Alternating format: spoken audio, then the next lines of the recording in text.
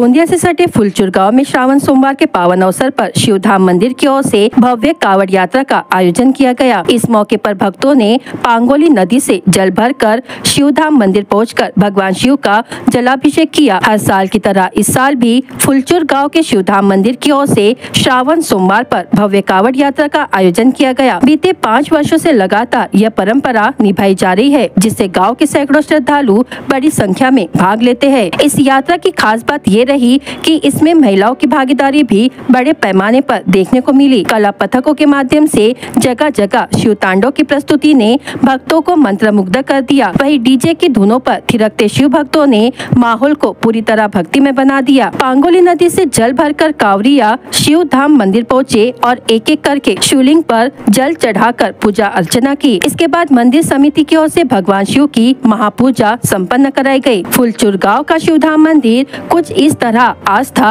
और भक्ति के रंग में रंगा नजर आया। आने वाले वर्षों में यह आयोजन और भी भव्य रूप लेगा, ऐसी उम्मीद की जा रही है। श्रावण महिन्याच्या ह्या पावन पर्वावर भगवान भोलेनाथच्या आदेशान्वये आणि त्यांच्या आशीर्वादानुसार आपण दरवर्षी या ठिकाणी शिवधाम तीर्थक्षेत्र पर्यटनच्या वतीनं आपण या ठिकाणी भव्य कावड यात्रा या ठिकाणी काढतो।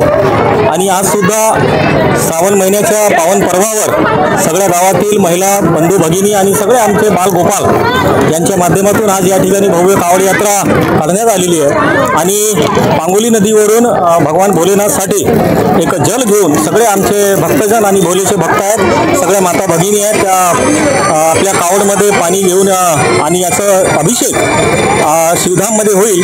आणि दरवर्षीप्रमाणे आपण सगळ्या भक्तांसाठी त्या ठिकाणी प्रसादाची व्यवस्था करतो। आणि अशाच प्रकारे आपल्या ह्या शिवधाम परिवाराच्या तर्फे आपण दरवर्षी या ठिकाणी भव्य कावड आयोजन करतो।